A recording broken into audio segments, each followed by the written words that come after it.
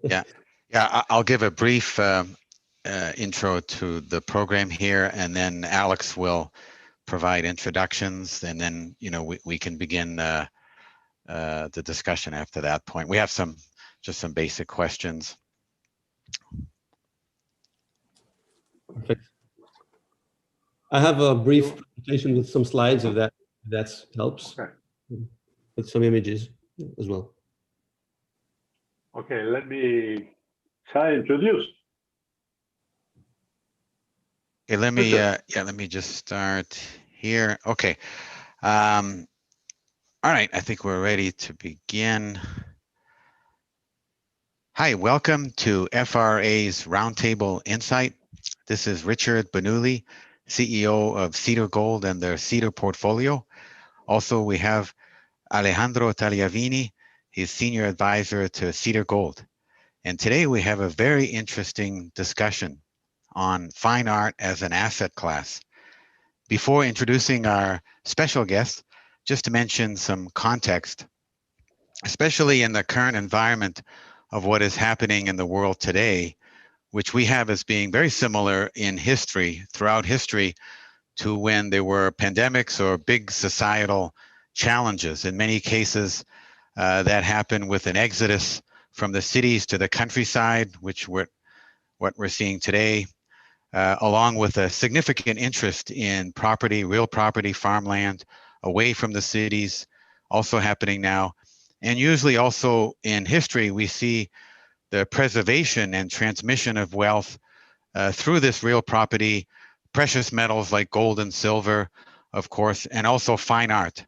And that fine art is what we'd like to focus on today. So with that, to Alejandro, Senior Advisor of Cedargold. Alejandro? Hi, good afternoon to those in America, good evening to those in Europe, and good late evening to those in Asia. I'm Alejandro Tagliavini, Senior Advisor to Cedargold, speaking to you from Argentina. And today we have guests of whom the most important thing I can say is that they are genuinely nice people. We have Prince Charles Henry Lwowicz, member of an ancient European noble family, that will tell us about his amazing Chateau de Bost. We also have Alec Oxenford, a brilliant Argentinian entrepreneur, great art collector, and former president of Arteba, the most important art fair in Argentina. And as you maybe have seen in our announcements, we have invited James Spencer Churchill, Duke of Marlborough, but he accepted very kindly. But a few hours ago, we received a message from his office saying he had a last-minute problem, so he most probably won't participate today. We hope to have him in our next roundtable. Okay, our host today is going to be Richard Bernoulli, CEO of Cedargold in Toronto. So, Richard, how are you doing today? Great. I thought we'd begin with discussion on the background, like a family history background, perhaps, for each of you, Charles and Alec, and how you and your family came towards an appreciation of fine art culturally and as an asset class. If you wanted to begin first, Charles? I didn't hear the last part, sorry. Oh, in terms of if you could provide a discussion on how you and your family came towards having an appreciation of fine art, both culturally as well as an asset class. Well, to be very simple, on my father's side, the Lobkowitz princes, who kind of ruled over Bohemia and then part of Austria, have always been collectors from the 16th century on, and that collection was rather amazing. It's one of the greatest collections in Central Europe, with the Liechtenstein collection, you all know. And this collection was stolen twice. First by the Nazis, then by the communists, and we all got it back. And it's not, now you can go and visit it in the Lobkowitz Palace in Prague, in the Czech Republic. But the collection is now under as national treasure, so no paintings can be sold of it. So I'm pushing the family to pursue the collection and make it living and alive and continue purchasing more contemporary art. On my mother's side, who's a princess of Bourbon, the family who ruled France, still rules in Spain, north and south of Italy. They were, of course, huge collectors. And they lost it all after the French Revolution. You can go and visit it at the Louvre or at the National Museum in Italy. But it's something we have in our blood. We've always collected, we've always maintained collection.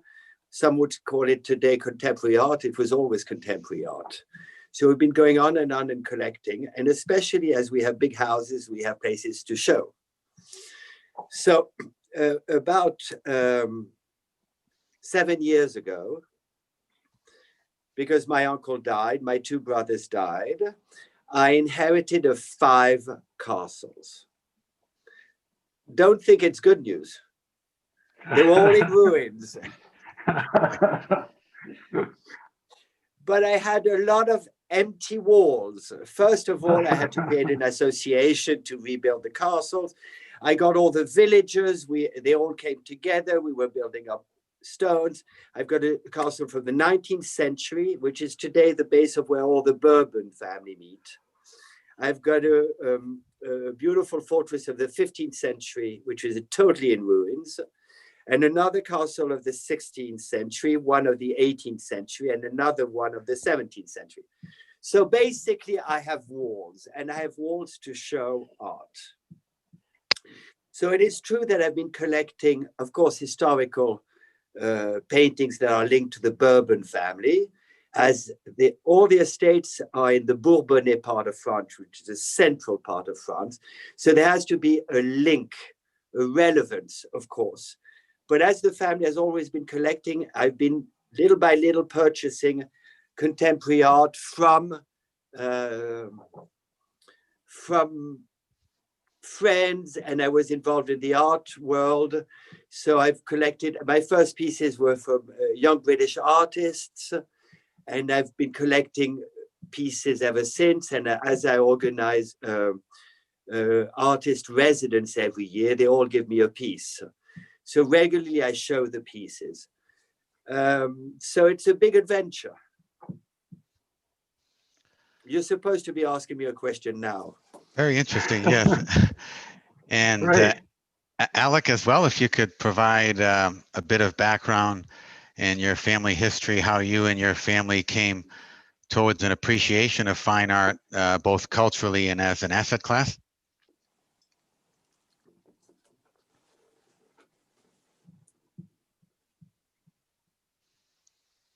Alec? Oh, apologies for that. I was on mute. Yeah, I was saying that I suspect my story began a bit later than Charles Henri's family. It's because it's basically my story. Yeah, there's been some art appreciation and some collecting going on in my family, but nothing, not a lot of focus there. It's business people who cared, but not too much about art. In my case, roughly 12 years ago, I decided that, you know, a bunch of serendipitous things happened that really connected me with art. I was invited to be basically the first president of the Friends of Malba. Malba is a contemporary art museum in Buenos Aires. And through that experience, I interacted with the curators, you know, a lot, etc. And long story short, I decided to start working with one of the curators in building a collection. And basically the whole bias of what I've been doing has that to do with supporting the local art scene. So that's been the focus of what I've been doing. So for example, I only acquire art from living artists, never from artists who are not alive. I only acquire through galleries, because this way it's like a new, it's a way of financing the production of new art and the cultural production, right? If you buy from a living artist, and also as a way of documenting a period in the history of Argentine art, which is my focus, contemporary Argentine art. So it's basically concentrated on 21st century. So post 2000, very panoramic, covers 150 artists, more or less, approximately 500 pieces. And a lot of it is emerging, even though some internationally recognized names appear as well in the collection. And I've never sold a piece, and I do have a space, semi-private, semi-public, where people can visit the collection. I'm a tech entrepreneur myself, an internet entrepreneur. I founded 4 tech companies, and I see my connection with art as a balance, you know, between what I do in the tech world and what I do as a very passionate and serious hobby in my other part of life. Alejandro, may I step in? Sure. He said something which is essential for me as I was in the art world. Buying through galleries. It is very important. You have to be part of the system, and the relationship between the artist, the gallery, and the collector are essential, and you should never go without that. It's part of the whole system. That's the first thing. There's something I really liked about what he says is the relevance of what he's doing. He's doing something for there's a notion of identity, of community, there's a relevance to his collection, which is something very important. And there's therefore a role to play. Not only he's a collector, he loves art, but he is also someone who makes it alive. He knows exactly what he's looking for. It's from his area, it's a living artist, and there's a relationship. It's not someone going down an alley saying, I want this, this, and that. That's the sense and the importance of the collector, what the soul of a collection. If I can step up now, and thank you very much, Charles-Henri, for your very kind words. The only thing I say is that I feel very humble to be part of this table here, because I know that Charles-Henri and his family, as well as the Duke of Marlborough, who's not present, you know, as he said, you know, carry this in their blood, because they've been doing this very, very relevant activity and very relevant function in society, which is preserving masterpieces for centuries, so that, you know, they basically continue to be there, right? So it's a costly and costly thing to do, requires a lot of effort and a lot of dedication. And personally, I'm very impressed when I see people doing this across generations, no? Because again, we all know how easy it is for things to just disappear and vanish. And when you see the product of centuries of work alive, very much alive and vibrant, it's something almost miraculous, no? So congratulations for that. Alex, as you know, my link to the contemporary artist is my love of what they call classic art. Every contemporary artist I've collected or I've worked with has a huge culture in art. They just don't pop up and try to create something. It always comes. The number of times I flew artists to Naples to go and see a sculpture, brought them to the Louvre, brought them to Versailles. It's just a continuation. May I ask you, your collection is specifically South American, right? Is, yes. That makes sense. And the idea of making something regional in a world of globalization is a notion of identity, culture. It's something which is very important to me in a world in which there's no such thing of South American history, French history, English history. People learn about world history, but before anything, I'm a European. Do you know what I mean? That's what I want to put forth. You are from South America, and that is your identity. And I think an identity in today's world in which identity are disappearing for globalization is something I cherish and I admire, and I congratulate you. Thank you very much again for that. Yeah, and I'd add to that there's two reasons mainly why I focused South America and Argentina. And the first one is, of course, that I'm from there. It's my identity, as you just now mentioned. The second is it's an area where I can actually move the needle. I can have impact. It's possible for me to do something significant. If I wanted to do this in other regions of the world, it would be highly unlikely that I would be able in my lifetime to really move the needle and change and impact significantly the way things are. Because, for example, there's collections like yours, you know, which basically it's almost impossible for somebody to replicate, you know, because it just for many, many reasons, right? Whereas in my case, I truly believe, and I aspire to do that, you know, I've been collecting for 12 years, as I mentioned, seriously, basically with a curator and the whole, you know, the whole thing. But maybe in 20 or 30 years, hopefully I'll be able to say, you know, there's a body of work which represents something, which has its own, it's cohesive, it has meaning, it documents a period, and therefore, you know, it's relevant forever. And I would love that to be the case. I'm not there yet, but I would love that to be the case. I love the word relevance. It's a word I use often in one's life, in one's action. And a collection is relevant to the person who creates it.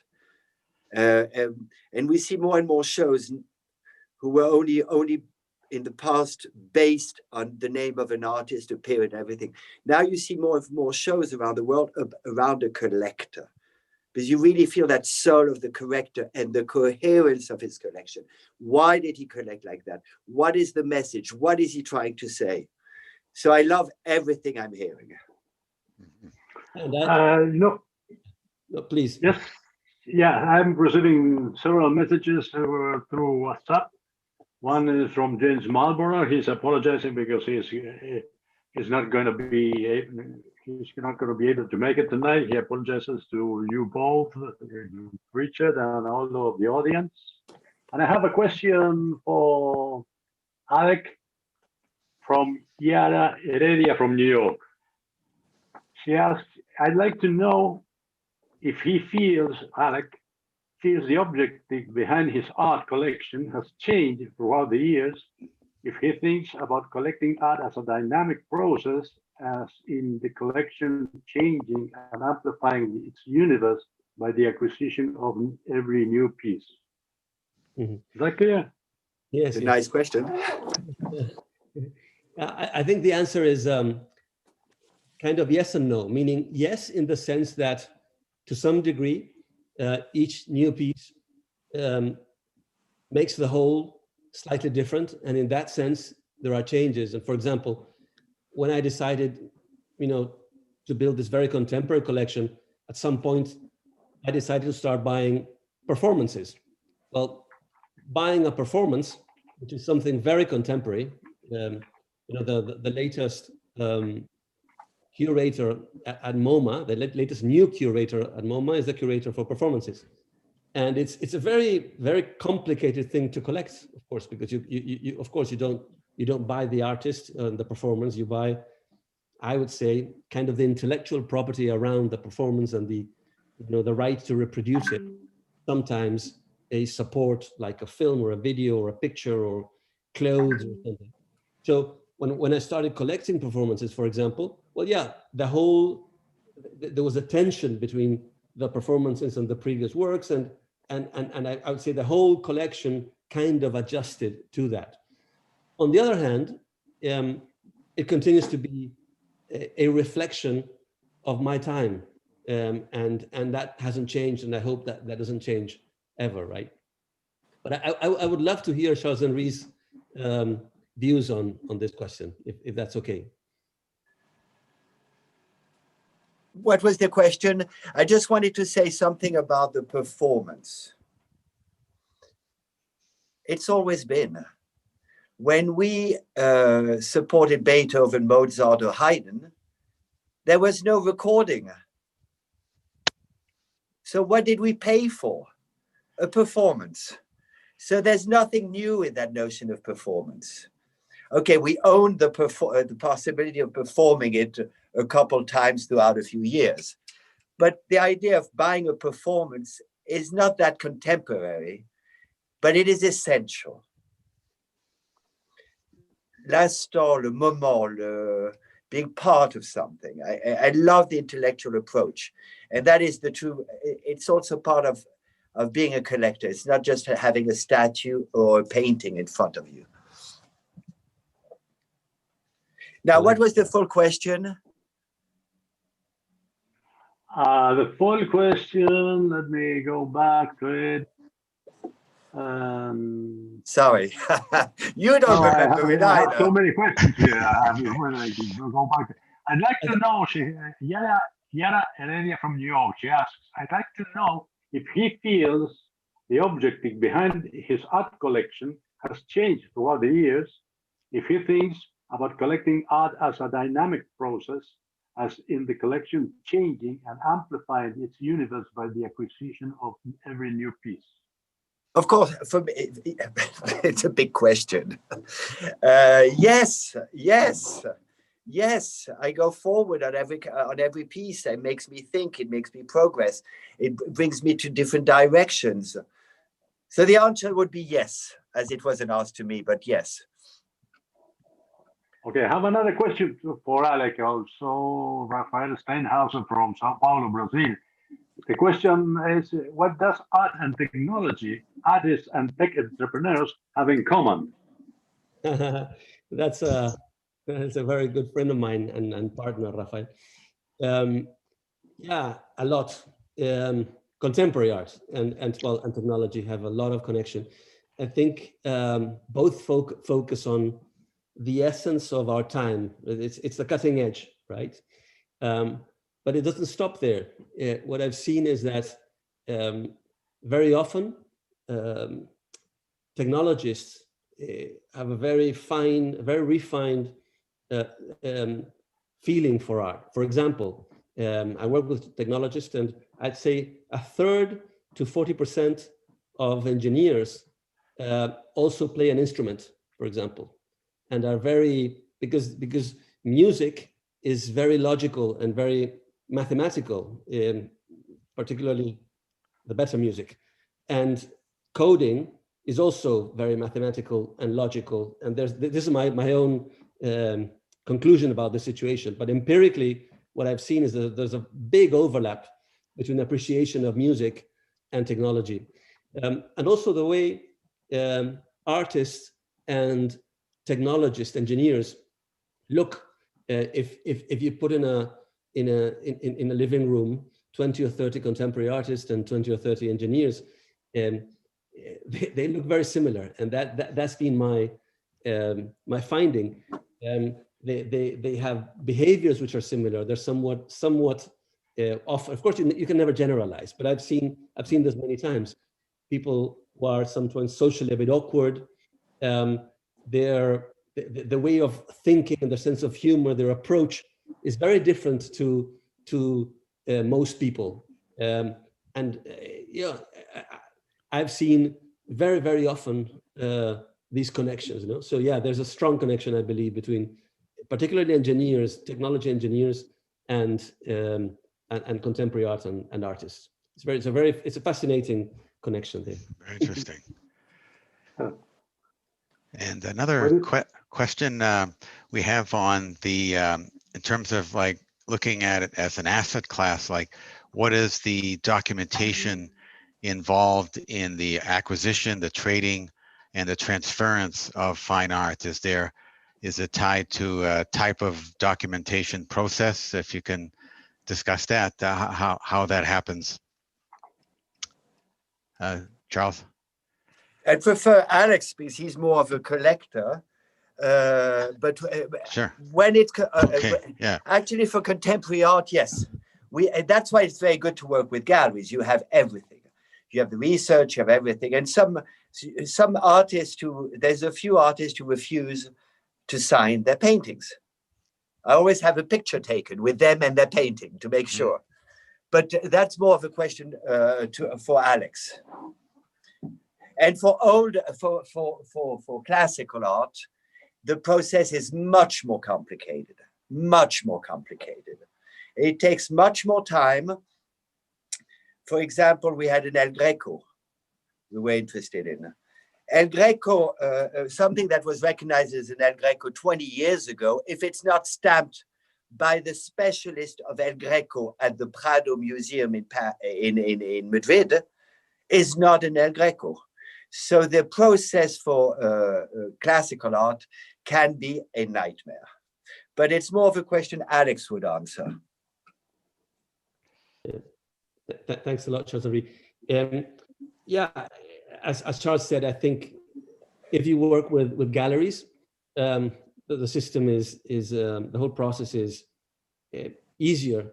When you start collecting, meaning you start having numerous pieces, recording what you have, and for tax purposes, for lending purposes, for your own accounting, personal accounting, starts to become a significant effort.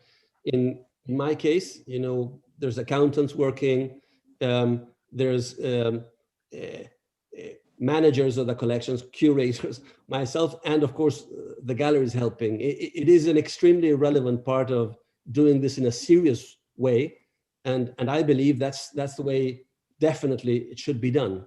So with a proper systems and the proper database that allows also, if the time comes, to be able to exhibit the works nationally and internationally, lend them, etc., insure them, and all of that, right? So not rocket science, but it does require method, and it is greatly facilitated if you work with good galleries. Yeah. Okay, I have another question from Erika Baum from Argentina. She wants to know if you think that your role as a collector in relation with the pandemic that we are currently experiencing, and what would be the importance of philanthropy? Yeah, Erika actually works with us in the collection. She's fantastic. What we did in our collection, given the fact that the focus is supporting the scene, and the pandemic hit particularly hard in Argentina. There's huge unemployment, big recession, lots of suffering. We came up with grants for artists in pain. So came up with an independent jury of artists, 10 of them, and they basically screened 60 other artists who basically received a grant from the collection during the pandemic in order to pay for living expenses, and basically endure the consequences of the pandemic in a better way. It was what I could do, and it helped. As I said, 60 artists plus the 10 jurors, so 70 artists total, which hopefully suffered a bit less because of that. Yeah, that's the initiative that I put in place. I believe philanthropy, as the one Charles-Henri and his family have been doing for a few centuries, is extremely relevant always, because it shows many things. It shows that those who can actually care about the rest. It produces a good example on others about generosity and commitment to community, society, country, continent, etc. And honestly, I think it's extremely gratifying to help others as well. So I'm a strong believer in that we should all do as much philanthropy as we can. Yeah. What I like in what I like in what he said, it's again comes from the soul. It's not an intellectual process in your case, and I love that. It's just what we call a reflex. You know what I mean? It's a reflex of the soul. You just do it. And then you ask yourself, but you just do it. And you do it in your, bravo, congratulations. I couldn't have said better than you. Listen, Charles-Henri, having you here, let me change a bit the discussion. Tell us a bit about your Chateau de Beauce and your efforts to restore it. Well, I remember a cold, cold winter night. It's a castle. You have to understand, my grandparents had 15 castles. So I didn't know them all very well. And this one I hardly knew. And I was actually in Argentina and I came back and I said, where should I go? And my parents go to see this house we don't really know. They had it for 15 years and went on 2 weekends. So the house was a little bit run down. And I came, the house was freezing. The heating wasn't working. It was a damn nightmare. I'm not staying here. Okay. And then I was walking around and I was going, oh, it's kind of nice to have so much space. And it's not the house. It's not the land. It's not the obligation. Why did I start doing this crazy thing, restoring all these castles, creating jobs, putting a lot of time? It is the people. It is the people. You have a demand of the people. You have to understand that in France, outside of Paris, Lyon, maybe Marseille, and Brittany and Normandy and places, there's not much happening. The industry is disappearing. So you have a lot of villagers who are very proud of their history. And it is really them who, because of their attitude, because the needs, because the presence, and they became very close to me very quickly. These families have been close to my family for hundreds of years. So it just happened. I am more attached to the land and to the people, to actually the real estate itself. So this is how it happened. So I, of course, put the heating, put the things, brought back, so I did the rooftops, made it all comfortable, invited people, launched my foundation, got all the villagers. Every Friday and every Saturday, I've got at least on every estate 60 people who come and make it alive, restore, open to the public, talk to the guests. So it's a collaboration with the people of my area. Do you want to see a few pictures? Yeah, that would be great. Yes, Yeah. please. Okay, yeah. I'm crap with this, okay? Okay. Okay, now, this is not the button to press on, so this is already not good. Sélectionner plus de photos. Conserver. Oh God, I don't know how to cancel this. Something happened. My phone's clicked. Oh my God. I'm not a big tech wizard. Okay, now. Yeah. Okay. Sorry, this is taking so much time. But I will. By the way, I want to tell you that today is in France a sad year, a sad day, because today it is the day of the beheading of Louis XVI. All right.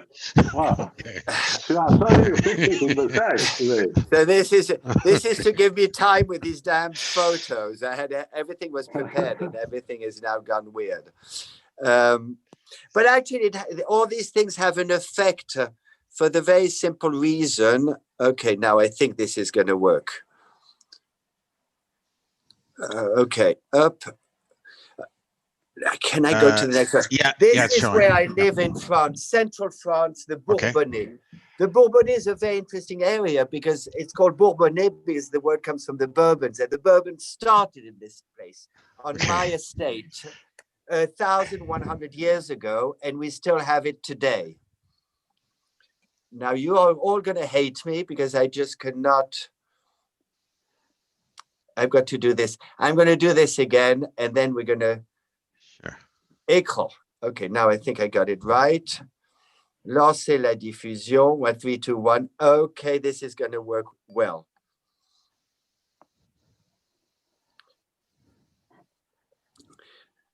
Oh, I'm going the other way. Okay, this is for Louis XVI. All right. Beheaded today. Okay, this is nothing to do like the Duke of Marlborough, but this was the first house I restored. this is where I show more 19th century art and 20th century art. This is where I have an artist resident. I came, there was no rooftop, there was no heating and hardly electricity, so I'm very proud to show you. I have now electricity. Great. So this is the house I live in today. This is another one I'm restoring. This is the other one I'm now restoring, and we're going to make it a museum based on the history of the Bourbon. What's really interesting is that the Bourbon started 11 centuries ago, and they're still ruling today. We have two Bourbon rulers, which are the King of Spain. Felipe, King of Spain, is still a Bourbon, and Luxembourg, the Grand Duke of Luxembourg. But as you know, the Bourbons went to rule from Bourbonnais to France to most of Italy, and even ruled in Brazil, as the Brazilian emperors were Bourbons, Orléans Braganza. So this is how I find my houses. This is the plan. This will be a museum based on the Bourbon, 11 centuries. And what's amazing is that the Bourbons and all my cousins are still collectors, continue doing art collectors, and I still find contemporary art which is based on a history. This is a third estate I inherited. So we're in the 15th century here. This was 3 years ago. We've advanced a lot. Can you see the pictures? Yes. Yes. Okay, this is the kind of an exceptional 15th century fortress, which for me is the ideal place for contemporary art. The spaces are huge, absolutely huge. And if there's one estate that fascinates all my contemporary art friends, would be this one. This is the way I found it about 8 years ago. Under rubble, it was a nightmare. And how I do it, thanks to all my villagers who come and restore, clean up. Believe it or not. And they come and restore and free. And the spaces are huge. And by far, this is the one in which all my contemporary friends want to do performances and do shows and expositions. I just wanted to share that this is a thing we do with the locals. It's a very popular thing in my area to come and support. So I'm trying to get diffuser l'écran. 1 second. How the hell do I come back to you? Okay, and here I am. Hello. So this is to show you that the environment is very countryside, but I've had so many artists come here and they just love it. So my idea is to do a very traditional museum about the Bourbons. The estate in which I live will be more 20th century and a little bit of contemporary art. And the 15th century estate will be really oriented towards contemporary art. But so you see, I still have work to do. Interesting. Yeah, a lot of work. And Is it? I have, yeah. Is it okay if I share and show a bit some images? Sure. yeah. Very beautiful. Yeah. Sure. Go ahead. Yeah. Go ahead.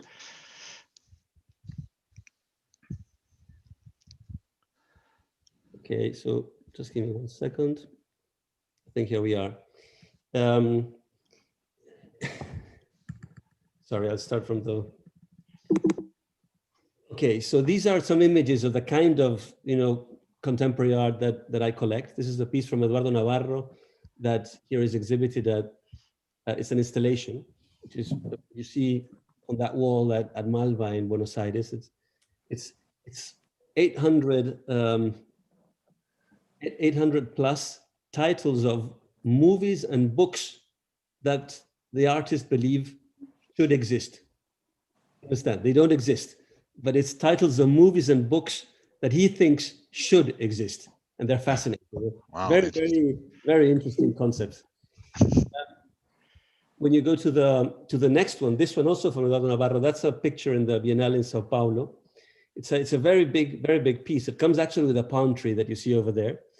And it's the whole point of this piece is to tell us the message that listening to nature is relevant. So you hear from that trumpet over there in an amplified way, the noises of the wind and the birds, etc., and the palm tree, and that goes on all the way to inside the building, where if you sit and try to listen, you hear in an amplified way what nature is telling us, which is particularly relevant because of global climate and all of that. So a very conceptual, very interesting piece. This is a piece from Diego Bianchi, whom I collect very much. This one as well. This is human hair, by the way. It's called The Beast. Very interesting piece. And just to very quickly show you, these are some of the performances. The place where I have my mini museum. This is a house in the outskirts of Buenos Aires, very contemporary. I think it plays a good contrast to Charles Henry's houses. Right. Yeah. Below this house, there's a couple of places where I actually show once a year. So once a year I change it. I show it, often. I show parts of the collection. I invite a curator and then can display in an exhibition, which varies annually, and invite people to do that. So, we can go in more detail, but I just thought it was an interesting play between the images Charles Henry was showing and these. The house is absolutely incredible, beautiful. I'm a great lover of contemporary architecture, but they have to be geniuses. Otherwise, it's a nightmare. And yours is absolutely beautiful, full of light, and I love the line of it. And there's a story behind it. You have to tell me more about that architecture. And the two pieces I absolutely adore is the amplifier. In a very different mood, very different mood. We don't know how to hear. We don't know how to we don't know how to listen, and we don't know how to look. I realized that just for myself, I just change the position of a painting, and I see it totally different. We always have to work on all our senses. And on another base, the story of the books and the movies is just great. I love that one. Great. I have a question. Just can you tell us more about that architecture of your house? Well, it's absolutely amazing. Thank you very much. The architect is called Miguel Silva. He's a young local architect, but he's inspired in an American architect I love very much, and him as well, which is called Richard Meyer. Of course. You identified very quickly light. It's a house built to capture light from everywhere. The other big line behind the vision for the house is the integration with nature. There's from every single place in the house, you have a direct connection to the outside and to nature. So light and nature, plus, of course, it's a very good place to exhibit art for many reasons, but it's a bit long to comment on. But light and nature and art all coincide in the place here. And thank you very much. I love it. And there's nothing aggressive in that architecture. It's linear. It not only you see the nature around it, but in the middle of nature, it fits very beautifully because it is beautiful. Thank you very much. Your houses, those are really beautiful. Yeah, well, yours has more heating than mine. No.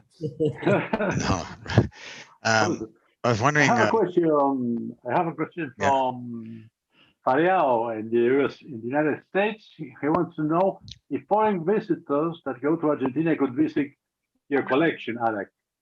Yes, they could. This is it's inside like a gated community. So we need an appointment, but of course, yeah, and it's relatively easy to find me online. And of course, we'll set up a visit. It happens very often. It will be very glad to invite whoever is interested. Yeah. And Charles, I wanted to ask on, do you have like some examples of your collection that you could display on the screen and maybe discuss some of the messaging as well? Do you have some examples? Oh my God, I've got to go through this. I'll Okay. be looking. Okay. I'll be looking. Yeah. I'll be looking. I can tell you about some, of course, I collect 17th, 18th, 19th century. But as when I was a kid, I was 18, 19, I knew, first of all the young British artists. I was living in London. I didn't have a lot of money, but they had even less than I did. So I worked a lot with all the young British artists, from Tracy Emin to Damien to the Chapman brothers. I don't know if you know them, but that was my first realm. But I've also, you were talking about technology earlier. I had a lot of conversation about technology with James Turrell. James Turrell is the famous artist who works with light. Do you know him? Of course, he has actually a place in a province in Mendoza in Argentina. Is an extraordinary person. Yeah. He's the kind of artist of today I'm fascinated with. I'll give you an example. He works with lights in very small tonalities of light. Architecture, of course. It goes so far that I was contacted by one of my friends who actually won twice the America's Cup, that you must know. He's a Swiss person. And because James Turrell had worked with the NASA, realizing that for people who have to, or they can be on boats and they have to go for a race or going around the world. So the sleeping pattern has to be very regulated for them to go in deep sleep. Same thing with people and they worked with James Turrell because he has such a conscience of color, and we know how much color affects on people. So yes, these links are more than one thing. So when you touch art, you go in so many fields and so many directions.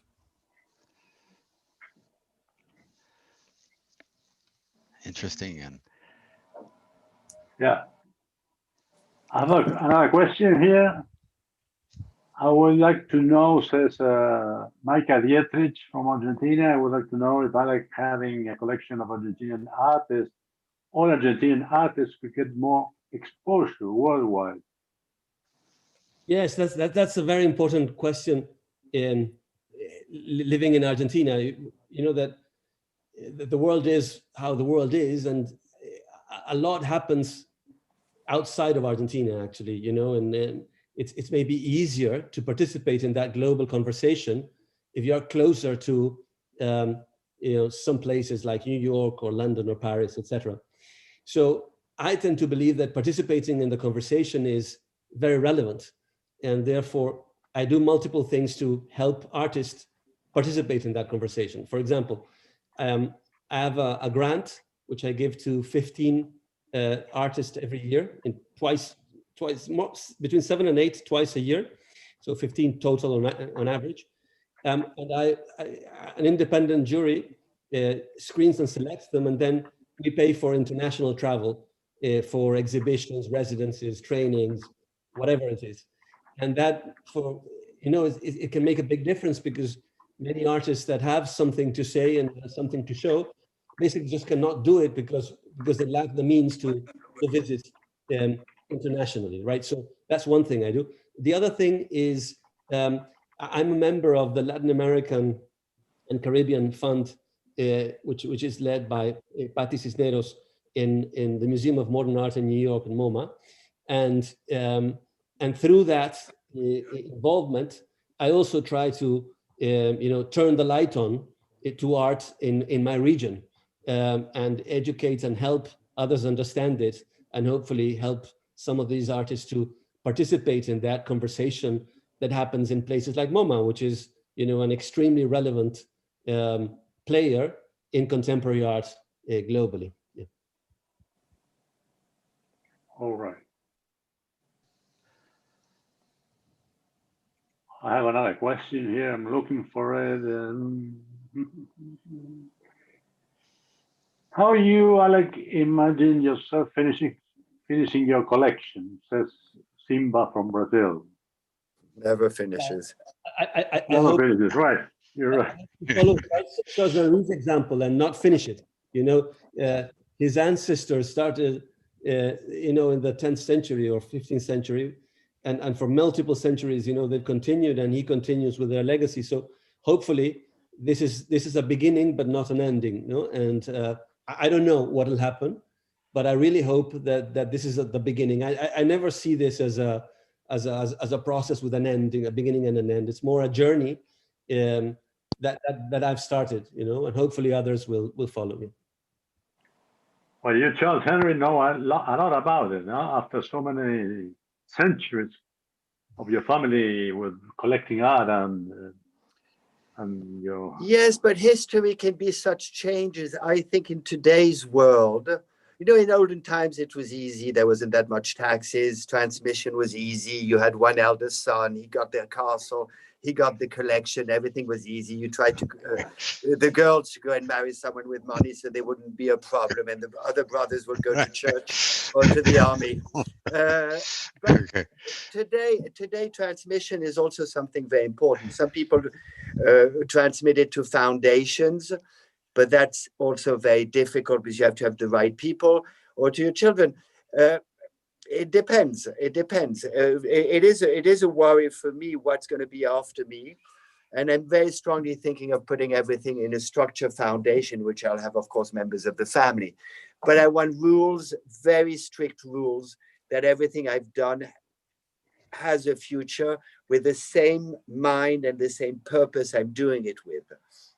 We all know that children can sell it off very easily. So I'm really strongly thinking about, or a nephew or whatever, I'm really thinking very strongly of putting everything in a foundation. Interesting. All And right.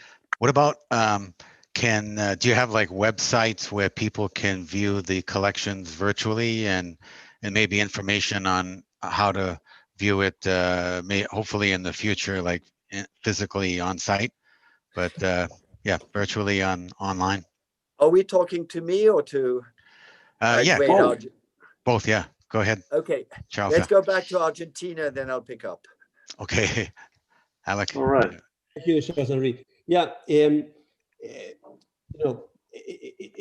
my case, the art that I collect is not globally renowned, and therefore requires context and explanation for the global public to understand it. So, in that sense, what I've started doing basically 2 years ago, it's a project that would last probably 4 years total, is we've started documenting through a large number. It's been 45 young researchers and young curators documenting the context around a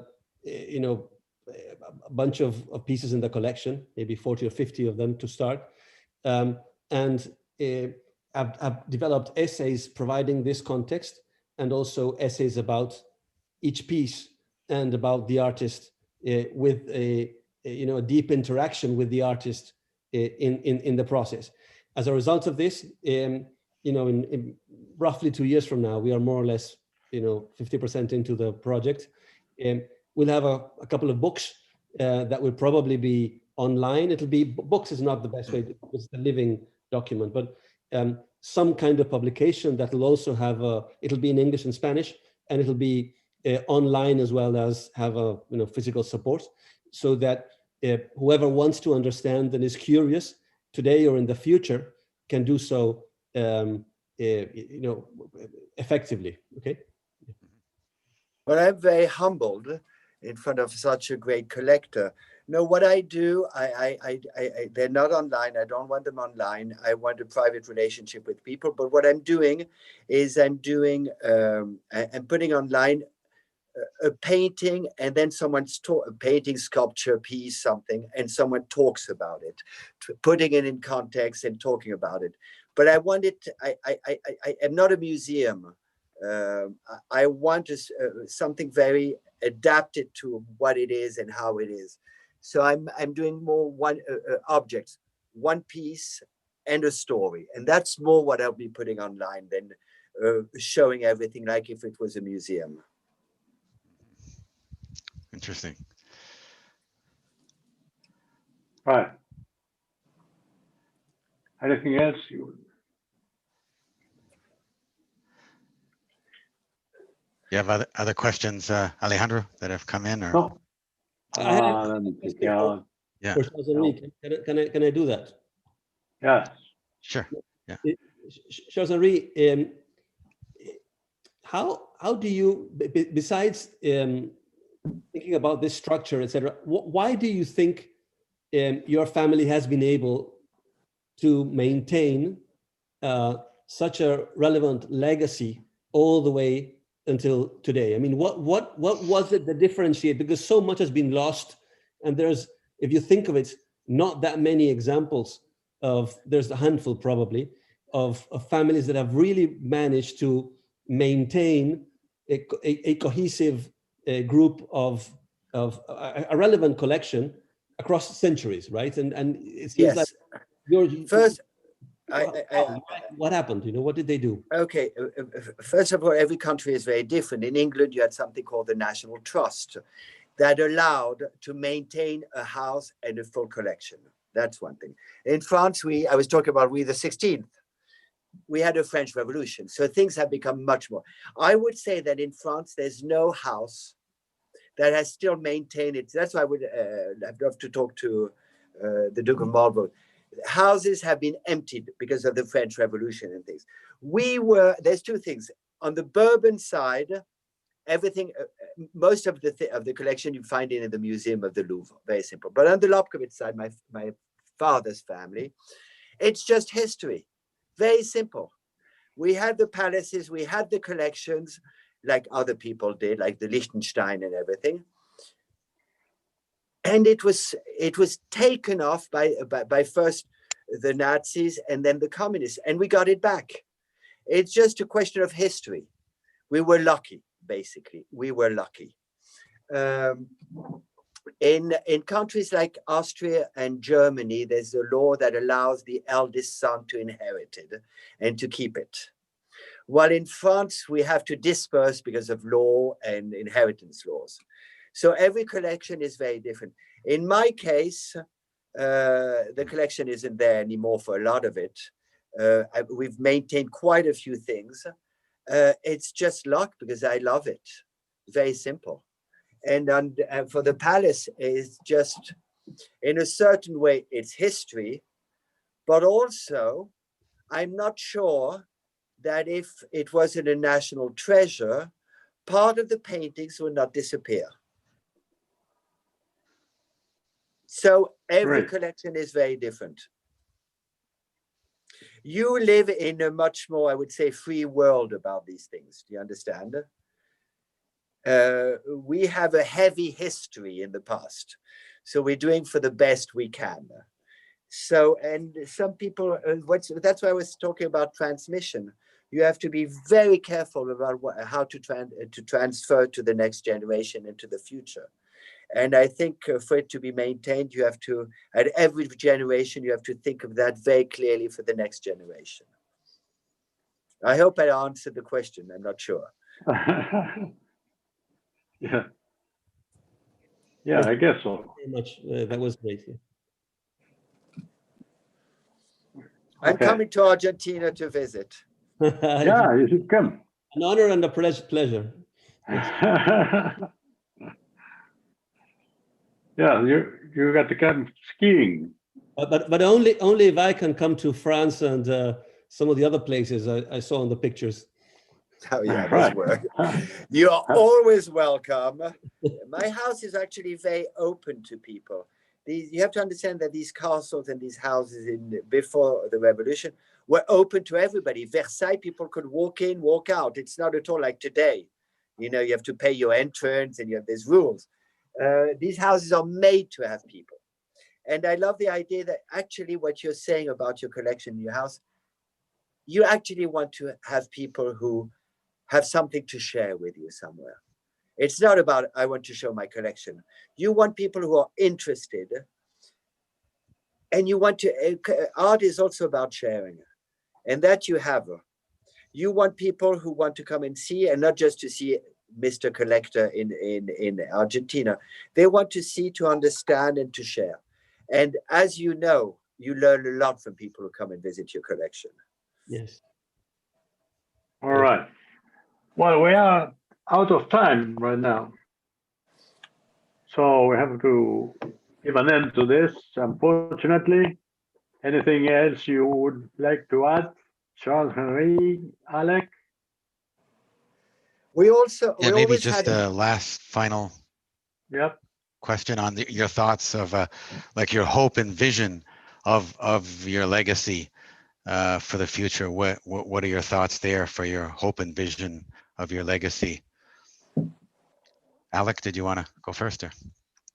Okay, yeah, as kind of I hinted, I mean, I just hope that we find a way, and hope maybe talking with Charles-Henri, you know, I eventually can come up with a way to make sure that it's preserved, right?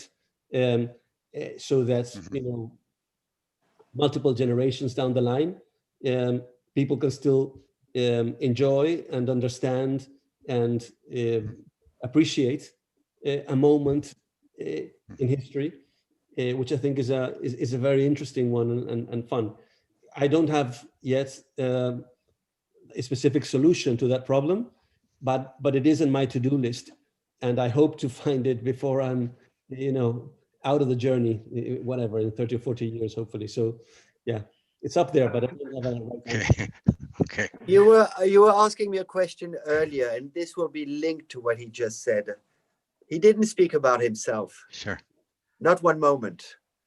It's about an experience. It's about a journey. And a role. He has a role to play about art, about his community, about the artists from his part of the world. Yes. And that's what we want to transmit. Not only by talking about the art, it's an experience, it's a journey. You want other people to go through it and to maintain a social role.